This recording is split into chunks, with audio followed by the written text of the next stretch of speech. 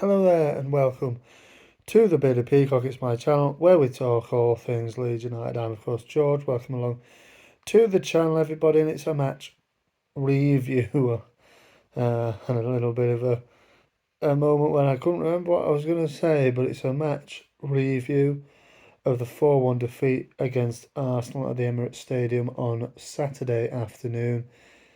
And yeah, I think we all expected this, didn't we? But it's so frustrating for me even still, I think, and for anybody else.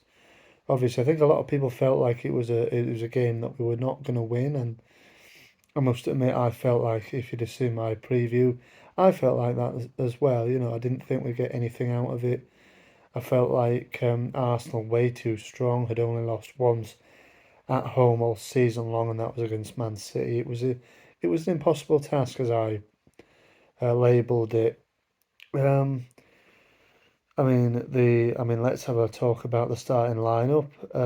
It was a bit baffling, wasn't it, when everybody's seen it? I think it was a back five, wasn't it, with Strauch, Koch, and Christensen making up a back three with the wing backs of Firpo and Ayling. And yet, I think they sort of I don't even know what they lined up as. It was like that on paper, I think, a sort of back five, and but no recognised striker. All of them on the bench: Patrick Bamford, Rodrigo, and of course Jorginho Ruta all started on the bench. Sinisterra started up front by himself, and I must admit, within 10 seconds, we had a shot on target. Christensen, bang, left-footed effort. It was comfortable for Ramsdale, but we got up the pitch quickly and tried to catch Arsenal cold. I thought that first half an hour were very, very good. I mean, looking at the game plan from the opening half hour, it was obviously to soak up Arsenal pressure, be compact, be hard to break down, which they were, and then hit them on the counter, which they did a couple of times. They should have had a couple of goals, I must admit. And again, I was cursing Garcia because if you've got a striker on the pitch, he scores then potentially. Rodrigo in the goal scoring form he is this season, might have put one of them chances in. I think it was Somerville was a tame effort to Ramsdale's left hand side, and there was another one where Ramsdale had to get up and palm it up in the air, but I can't remember who that was from. Was it Sinisterra? Possibly. I think Luis Sinisterra was poor. I mean, you're asking him to play up front by himself, and he's not a striker, is he? Hark back to the times where Bielsa used to play Dan James as a striker. He's not a striker. Don't play him there. You've got three players sat on the bench that are predominantly a striker. Play them instead. Play them instead. But he didn't. He fancied Sinisterra instead. And yeah, I thought for that first half an hour we were good. We were good. We were frustrating them, and it was just on the edge of the time where Arsenal fans, you could tell, and Arsenal players potentially were getting frustrated. But then what happens? Luke Ayling goes down, plays. Why did he do it? Why did he do it? I mean, just shepherd him out of play. Shepherd Jesus out of play. You didn't have to go to ground. As soon as you go to ground, you give the striker an opportunity to fall on the floor, which he duly accepted.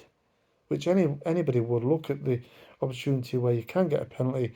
He did, and for some reason, why Bill ended up sort of extending his leg out to make contact with his knee was why.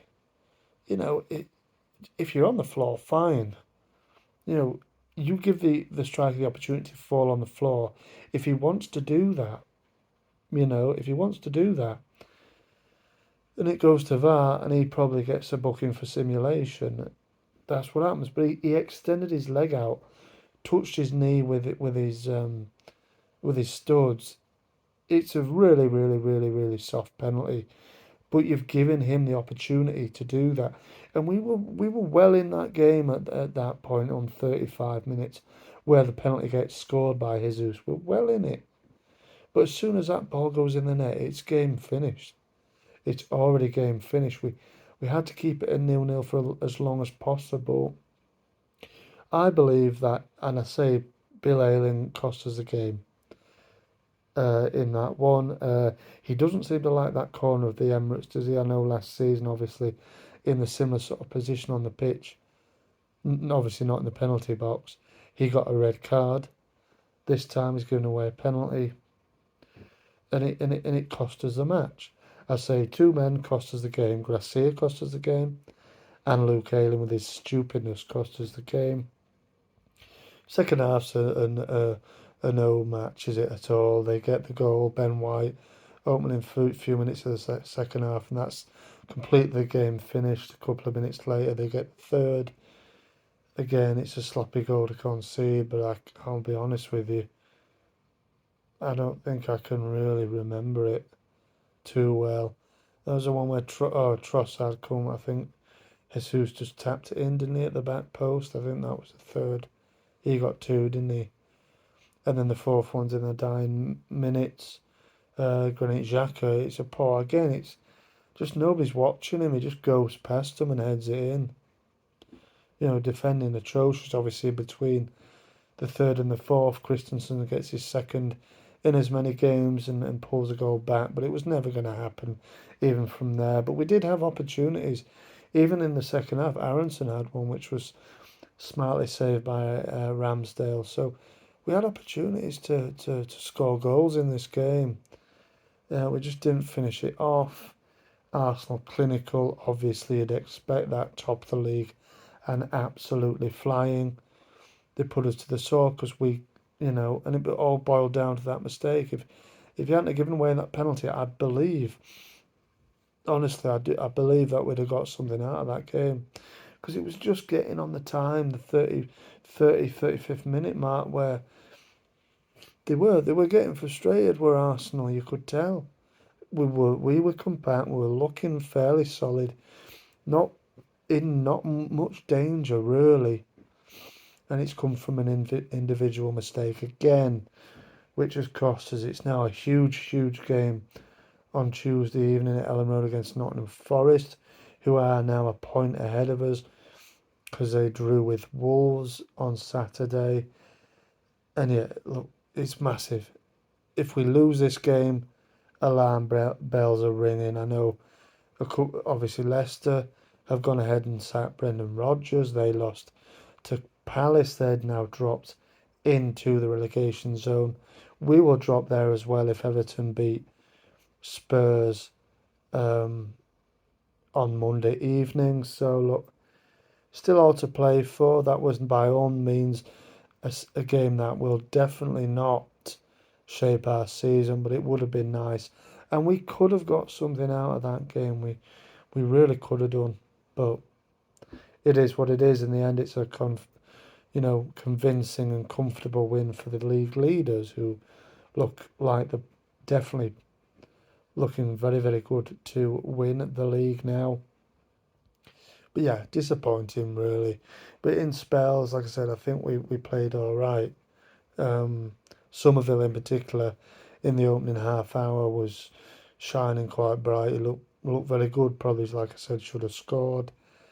There was some good performances, but it just went into nothing in the end. And we need a big performance. We need a big result on Tuesday.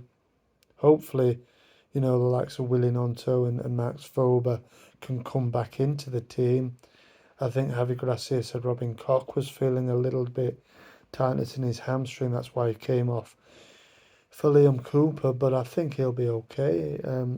If Vober doesn't make it, then I think it'll be Strauch and Koch at centre back. But let's hope that both Vober and Willie Gnonto have had ample time to recover from their injuries and they're not as serious as we thought. Let's wait and see, but a defeat again for Leeds. I'll be looking ahead to that big game on Monday. Let's hope we get a result. But thanks very much for watching. Remember to like the video, subscribe to the channel if you're new and you enjoy the content, and of course, marching on together. Let me know your comments. Thanks a lot. See you on the next one.